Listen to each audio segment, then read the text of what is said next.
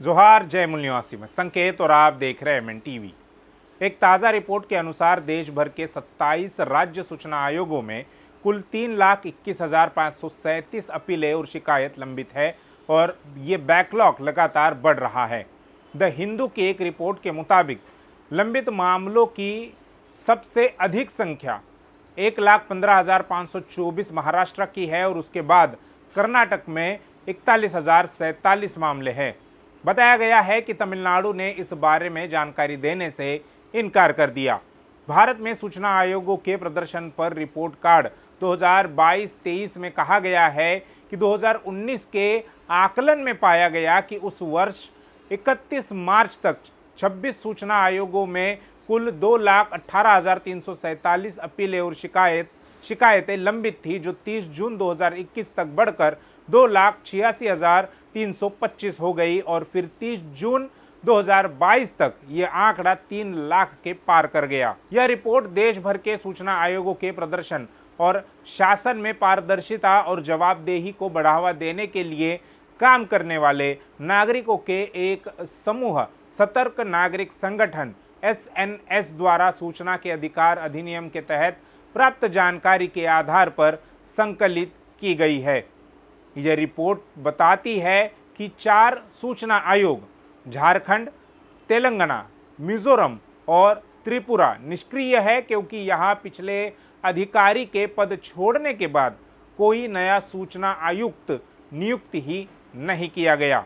केंद्रीय सूचना आयोग को मिलाकर 6 राज्यों जिसमें मणिपुर, छत्तीसगढ़, महाराष्ट्र, बिहार और पंजाब के सूचना आयोग वर्तमान में नेतृत्वहीन है। इसमें उल्लेखनीय है कि 12 अक्टूबर 2023 को भारत में RTI अधिनियम के कार्यान्वयन के 18 वर्ष पूरे हुए हैं। यह अधिनियम साल 2005 में पारित किया गया था, जो भारतीय नागरिकों को सार्वजनिक प्राधिकरण से जानकारी मांगने का अधिकार देता है, सरकार और उसके पदाधिकारियों को अधिक जवाबदेह और जिम्मेदार बनाता है। RTI कानून के तहत सूचना आयोग अंतिम अपीलीय प्राधिकारी है और उन्हें लोगों के सूचना के मौलिक अधिकार की सुरक्षा और सुविधा प्रदान करने का दायित्व दिया गया है। रिपोर्ट में कहा गया है कि 28 सूचना आयोगों द्वारा 1 जुलाई 2022 और 30 जून 2023 के बीच 2,20,382 अपील और शिकायतें दर्ज की गई, जिनके लिए प्रासंगिक जानकारी उपलब्ध थी। इसी अवधि के दौरान 29 सूचना आयोगों द्वारा 2,14,698 मामलों का निपटारा किया गया, जिसकी जानकारी प्राप्त की जा सकती थी। किसी अपील या शिकायत के निपटारे में लगने वाले समय की गणना औसत मासिक निपटान दर और आयोगों में लंबित मामलों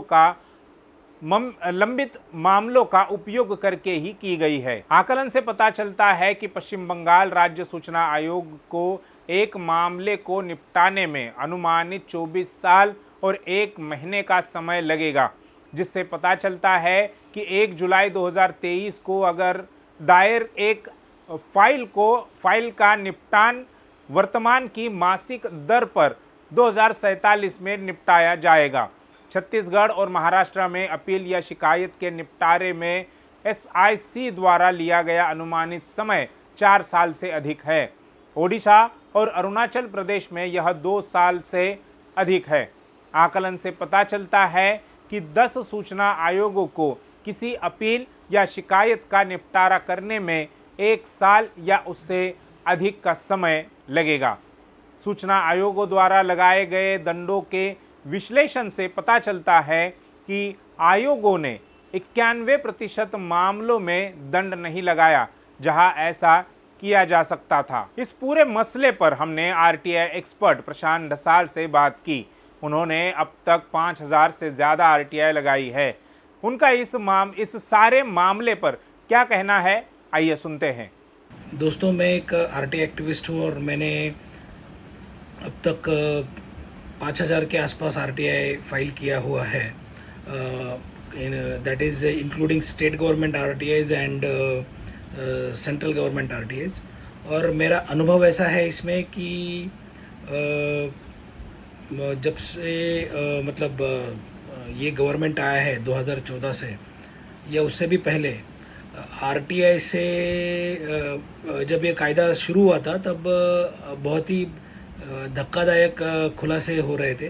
बट जैसे जैसे लोग अपने अधिकार के बारे में सजग हो गए, इन्होंने कानून का मतलब ये कानून को कितना हम लोग तोड़ मरोड़ सके या कैसे इन्फॉर्मेशन डिनाई कर सके, ऐसी चीज़ें बहुत ज़्यादा बढ़ी हैं।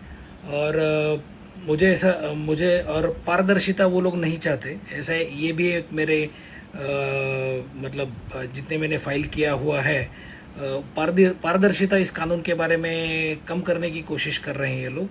और मुझे मैंने इसके बारे में महाराष्ट्र स्टेट गवर्नमेंट के पास से भी डेटा मंगाया था। उसमें जो अपने सीआईसी जो स्टेट इन्फॉर्मेशन कमिश्नर हैं, जिसको जो विभिन्न डिविजन्स में काम करते हैं, जैसे कि मुंबई डिवीज़न के लिए एक सेपरेट सीआईसी है, कोंकण डिवीज़न और नवी मुंबई डिवीज़न के लिए एक सेपरेट सीआईसी है, नागपुर का अलग है, और जो मतलब औरंगाबाद का अलग है, नासिक का अलग है। ऐसे 7 से 8 शायद डिविजन्स है। तो मैंने ऐसी सूचना मंगाई थी कि कितने मामले पेंडिंग है। तो बहुत सारे मामले पेंडिंग हैं डेली बेसिस। और जनरली ये जो सीआईसी या स्टेट इन्फॉर्मेशन कमिश्नर रहते हैं, वो जनरली रिटायर्ड आईएएस ऑफिसर्स रहते हैं। डेली बेसिस पे अगर आवेदन सेकंड अपील या कंप्लेंट के लिए अगर 100 या 150 आ रहे हैं, तो उस तरह से मामले मतलब वो रिजोल्यूशन के और या हियरिंग्स नहीं हो पाता। मैंने देखा कि 40 या मतलब जहाँ मैं रहता हूँ वहाँ तो 1.5 साल तक जो उधर जो स्टेट इन्फॉर्मेशन कमिश्नर है, उनके ऊपर तो वो किसी और डिवीज़न का अधिभार भी दिया गया था। और बहुत दिनों से वो पोस्ट खाली भी पड़ी हुई थी। स्टेट इन्फॉर्मेशन कमीशन को फंड्स अलॉट करने में स्टेट गवर्नमेंट्स भी, I don't think they are making any attempts to provide funds to the state to RTI, that is the State Information Commission. मैं जब अपने एक और मैं चीज़ बताना चाहूँगा कि जब अपने महाराष्ट्र में सरकार का सत्ता पालट हुआ था, तब मुख्यमंत्री जैसे कार्यालय में 2 महीने तक उन्होंने जनमाहिती अधिकारी ही नहीं दिए थे। ये बात, उसके लिए मैंने बहुत सारे ईमेल्स और आवेदन भी दे दिए थे। उन्होंने मुझे लिखित तौर पे इन्फॉर्म किया था कि जनमाहिती अधिकारी हम अभी तक नहीं दे पाए, इसलिए मेरी जो सीएम ऑफिस के लिए, महाराष्ट्र सीएम ऑफिस के लिए कुछ याचिका रहती थी, वो 2 महीने पेंडिंग रही। तो उसके बारे में, और 2 महीने के बाद किसी मतलब सीएम जैसे ऑफिस में उन्होंने जनमाहिती अधिकारी और अपीलीय अधिकारी दिए गए। वो बहुत ही मतलब ये बहुत ही खेद का विषय है कि सामान्य से सामान्य विभाग, एक छोटे से छोटे विभाग में जनमाहिती अधिकारी थे, बट सीएम के ऑफिस में जनमाहिती अधिकारी नहीं थे। When this Shinde government started, मतलब ये। और जैसे मैंने आपको बताया कि जितने भी मतलब डिविजन्स जो स्टेट इन्फॉर्मेशन के डिवीजन कमीशंस के जो डिविजन्स है महाराष्ट्र में, जैसे मुंबई हो, नागपुर हो, कोंकण हो, नासिक हो, औरंगाबाद हो या अमरावती हो, वहाँ पे बहुत सारे मामले बहुत दिनों से प्रलंबित है। मिनिमम टाइम एटलीस्ट, मैंने जैसे रिसेंटली चेक किया था कोंकण डिवीज़न का, मेरा एक आवेदन 2 साल के बाद, मतलब मैंने जो डाला था 2017 में, तो उसका हियरिंग मुझे 2019 में आया था। तो वो टाइम तो कोविड वगैरह ऐसा कुछ था नहीं, बट फिर भी it took 2 years to appear for my appearance in front of CIC। अभी तो कोविड, उसके बाद कोविड हुआ, एंड आई एम श्योर कि there are lot of applications must have reach to the state information commission. तो कुछ चीज़ें में मेरे ऑब्जर्वेशंस ऐसे हैं कि स्टेट गवर्नमेंट्स फंड्स नहीं दे पा रहे हैं। सेंट्रल इन्फॉर्मेशन कमीशन, जो केंद्रीय माहिती आयोग है, केंद्रीय सूचना विभाग है, उनका कोई भी कंट्रोल नहीं है स्टेट पे। स्टेट इन्फॉर्मेशन कमिश्नर अपने देश के जो मिस्टर वाई के सिन्हा है, he is central information commission जो वाई के सिन्हा है, वो he is the custodian of the RT Act.